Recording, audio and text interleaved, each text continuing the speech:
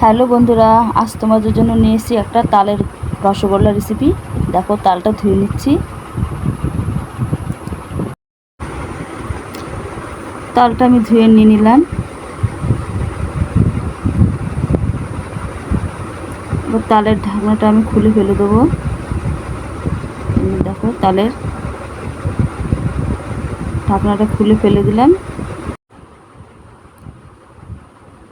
এরপর আমি তালের উপরে যে কালো অংশটা আছে, খোসাটা আমি আস্তে আস্তে করে বের এই তালের খোসাটা আমি আস্তে আস্তে করে ছাড়িয়ে নিলাম।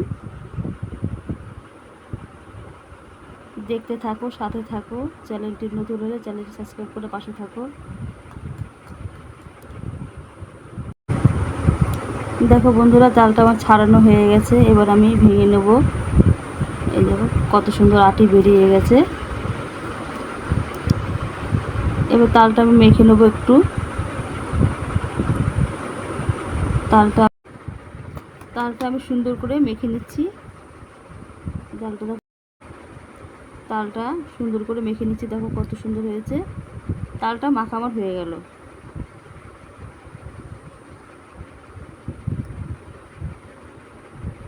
সুন্দর করে তালটা একটা ছাকনার সাহায্যে আমি তালটা পুরো ছেঁকে বের করে নেবো। তালের রসটা, এই যে তালের রসটা আমি ঝাঁঝের বাটির সাহায্যে আমি পুরো ছেঁকে বের করে নেবো।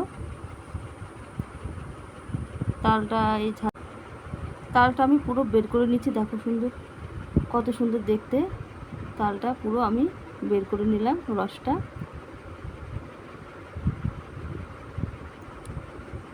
তালটা বের করা আমার হয়ে গেল।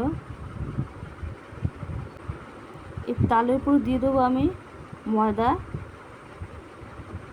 আর দিয়ে দেবো সুজি।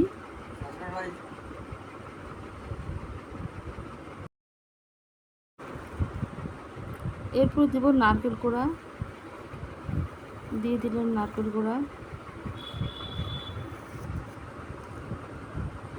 এরপর দিয়ে দেবো আমি চিনি।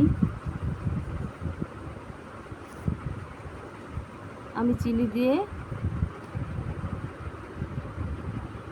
করবো, আমি গুড় দেবো না, আমি চিনি দিয়ে বানাবো। এরপর দিয়ে দিলাম স্বাদ মতো একটু নুন। সুন্দর করে সব উপকরণ মিশিয়ে নেব। তালের রসের সাথে সব উপকরণটা মিশিয়ে নেব। দেখো বন্ধুরা, সুন্দর করে মাখানো আমার হয়ে গেছে। এবার আমি এটাকে 1 ঘন্টা রেস্টে রেখে দেবো। ঢেকে আমি এখন তোমাদের বলেছিলাম আমি তালের রসগোল্লা বানাবো। তার জন্য একটা পাত্রে জল দিয়ে আমি 2টো এলাচ ফাটিয়ে দিয়ে দিলাম। জলটা ফুটে উঠলে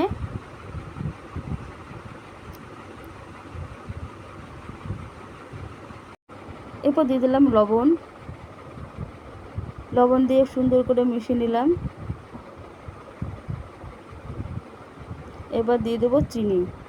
এটা একটা মিষ্টি রস তৈরি হবে। আমি যে রসগোল্লা বানাবো, রসগোল্লার শিরাটা আমি তৈরি করছি।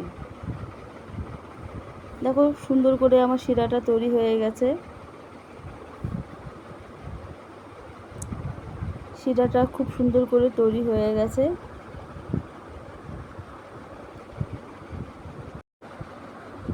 এবার আমি কড়াই বসিয়ে দিলাম। কড়াতে আমি দিয়ে দেবো বেসন সয়াবিন তেল। ঠিক আছে, আমি এটা রিফাইন তেলেই বানাবো। বড়াটা আমি রিফাইন তেলেই বানাবো। তেলটা আমি দিয়ে, আর এদিকে যে ব্যাটারটা রেখেছিলাম 1 ঘন্টা রেস্টে, এই ব্যাটারটা তুলে নিলাম। এবার এগুলো তেল গরম হয়ে গেছে। এগুলো এবার আমি বড়া রাখিতে ছেড়ে দেবো। এই যে এক এক করে তালের বড়াগুলো আমি ছেড়ে দিচ্ছি।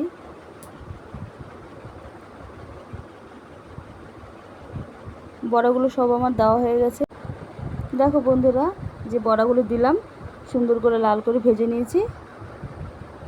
ভেজে আমি নামিয়ে নিলাম। ওই একইভাবে আবার তালের বড়াগুলো আমি কড়াতে দিয়ে দিলাম।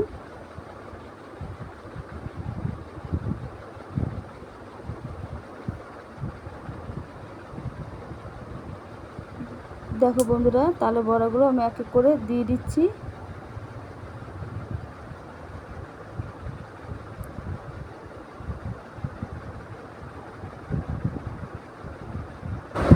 বড়াগুলো ভাজা হয়ে গেছে লাল লাল করে, আমি এবার তুলে নেব।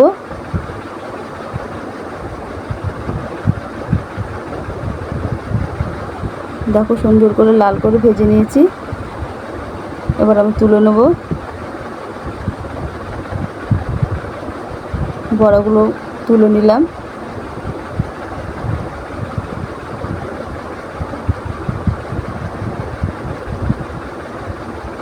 এবার আমি যে পাত্রের শিরাগুলো রেখেছিলাম সেই বড়ার মধ্যে দিয়ে দিলাম, একটু নেড়ে চেড়ে রেখে দেবো। দেখো তালের রসগোল্লা আমার তৈরি হয়ে গেল। এইভাবে ট্রাই করে খেয়ে দেখো।